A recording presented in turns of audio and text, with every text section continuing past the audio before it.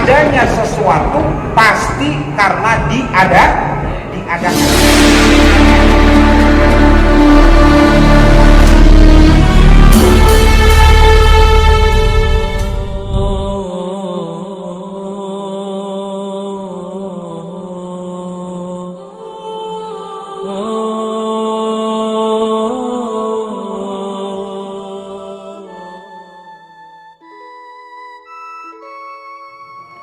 Suratul Baqarah, kita mengkaji surah Al-Baqarah.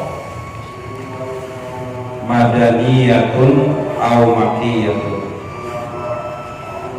digolongkan madaniyah atau juga digolongkan makiyah. Jadi madaniyah au makiyah, karena ada ayat yang diturunkan di Makkah dan ada juga yang diturunkan di Madinah. Mi'atani wa sab'un wa thamanuna ayatan. Jumlah ayatnya itu 287 ayat. Di ayatnya ada 287 ayat. Wa kalimatuha, dan kalimatnya itu jumlah kalimat dari alif lam mim. Zalika alkitab la raiba fihi hudan, itu semuanya salah su'alafin wa mi'atun. Jumlah kalimatnya ada 3100. Ada berapa, Pak? Sempat ngitung nggak? Oh, itu. Di jumlah kalimatnya itu di dalam surah Al-Baqarah ada 3100.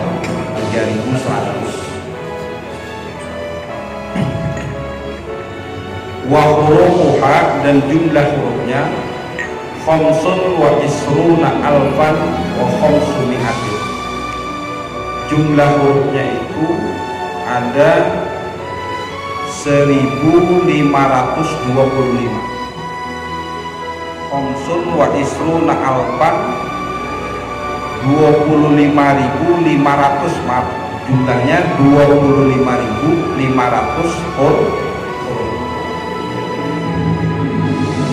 Jumlah ayat dalam Al-Baqarah ada 287 ayat.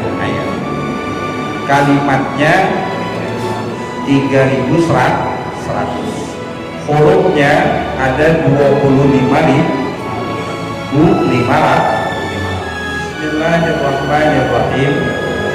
Dengan menyebut nama Allah yang Maha Pengasih lagi Maha Penyayang. Alif lam mim. Qala Sa'di, dari makanan Sa'di, wa jama'atun, dan seluruh para ulama mufassir, alif lam mim ai a'lamu bi muradihi bidzalika. Alif lam mim itu hanya Allah Subhanahu wa taala yang tahu. Jadi tidak ada yang tahu alif lam mim, makna alif lam mim, karena alif lam mim ini fawatihus suwar, pembuka dari surah-surah yang ada di dalam Al-Quran, dan termasuk mutasyabih, ayat-ayat yang hakikatnya hanya Allah Subhanahu wa taala yang tahu. Jadi ada muhkamat, ada mutasabihat. Mutasabihat ini masih sama, muhkamat yang sudah diketahui.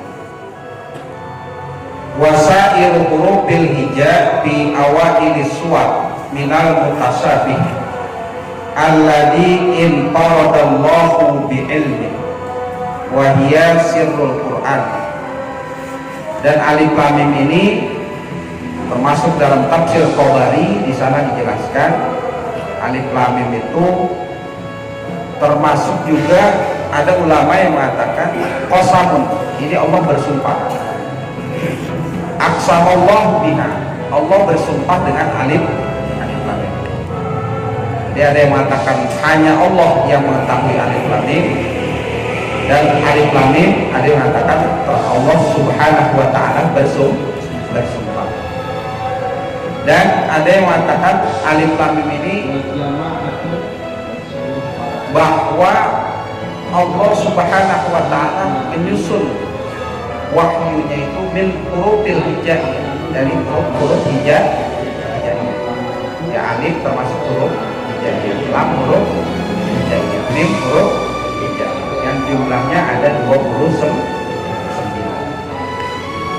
Nah, di dalam alif lam mim itu dalam hisabul jumal, kalau kita belajar ilmu falak, abajadun hawazun hakoyakun lama, itu alif berapa, ba berapa, tak berapa, lam berapa, itu di situ ada rahasia bahwa setiap yang dicipta oleh Allah Subhanahu wa taala ditetapkan masa dan waktunya.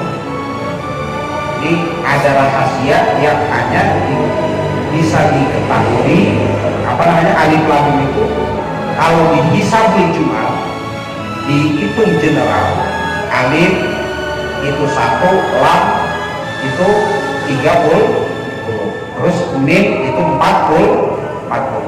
Di jumlah semua itu ada maksud-maksud tertentu yang terikat kepada makhluk yang dicipta oleh Allah, semuanya terbatas dengan waktu. Itu menurut Imam Tabari dalam tafsirnya, itu pun masih terjadi khilafiyah, terjadi perbedaan pendapat. Ini biar kita tambah pengetahuan, biar tahu saja. Nah, ada yang mengatakan alif lam mim itu mawati'us suwar, pembuka surah-surah, seperti alif lam mim ra, alif lam mim shad, ha mim dan lain sebagainya. Itu termasuk pembuka surah. Dan ada yang mengatakan para mufassir ini alif lam mim itu ismun min asma'is surah, nama dari nama-nama surah. Di Al-Baqarah ini para mufassir sepakat bahwa cenderung lebih senang dengan sebutnya surah alif lam. Jadi senangnya itu menyebutnya surah alif lam mim ketimbang surah Al-Baqarah. Surah pertama namanya Fatihah, surah kedua namanya Al-Baqarah. Nah, Al-Baqarah Allah taruh ranking kedua di dalam kedudukan penyusunan peletakan surah-surah di dalam Al-Quran, bahwa ternyata ada makna implisit yang harus kita ketahui. Kalau pintu kita buka, biasanya dalamnya kelihatan kan? Kelihatan. Fatihah itu artinya pembuka. Setelah dibuka, di balik yang ada di dalamnya terlihat. Jadi setelah pintunya dibuka kan yang di dalam terlihat. Ya, ada meja, ada bangku, ada lemari. Yang pertama ditampakkan oleh Allah Al-Baqarah. Apa itu Al-Baqarah? Kalau diartikan ke dalam bahasa Indonesia, artinya sapi, hewan yang bernama sapi. Maka ada cerita Al-Baqarah. Di zaman Nabi Musa, beliau disuruh menyembelih seekor sapi pada saat beliau mendorong kaum Kipti sampai meninggal. Kemudian sehingga disuruh oleh Allah Subhanahu wa taala untuk memotong seekor sapi. Nah, di dalam diri manusia ternyata ada sifat hewanian. Ada sifat hewanian. Jadi mewakili itu namanya sapi. Ternyata di dalam diri kita ada sifat hewan. Ya kan? Beda kan? Sama kan kira-kira? Ya? Iya. Ya, kita semua ini bukan pokoknya kita memiliki sifat hewan. Nah, gitu. Karena itu para filosof mengatakan al-insan hayawanun natiq. Manusia itu hewan yang pandai berbicara. Jadi hewan juga kita, tapi hayawanun natiq. Hewan yang pandai gitu. Kalau seandainya akal kita dicabut oleh Allah, mungkin ya sama gitu. Benar gak kira-kira? Iya, seandainya dicabut aja. Ya koslet dikit, ya koslet gak sama. Barang orang yang ambil apa aja, nah gitu. Maka di dalam diri kita ada sifat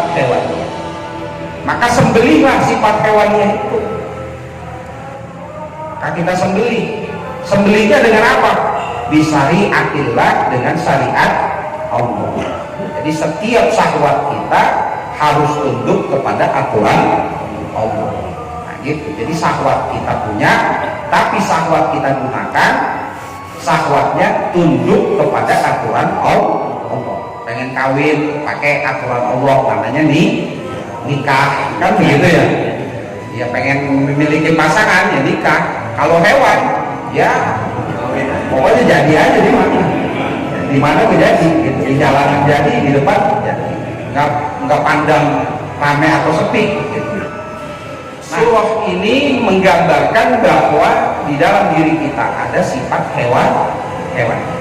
Jadi kita sadari nih, jadi kita ini al-insan hayawan natik, manusia, makhluk yang bernama manusia adalah hewan juga kita, tapi natik, pandai di bicara. Nah gitu. Jadi mudah-mudahan kita bisa menyembelih syahwat kita dengan aturan Allah.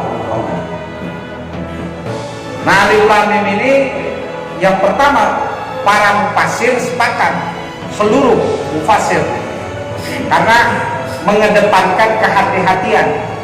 Karena ada ilmu yang tidak diketahui oleh para nabi, oleh para ulama, yaitu hanya ikhtassu billah. Yang ilmu ini hanya Allah Subhanahu wa taala yang tahu. Seperti itu. Maka para ulama ihtiyat, hati-hati, hanya mentafsirkan Allahu a'lamu bi muradihi bidzalika. Hanya Allah yang tahu tentang hakikat dari alif lam.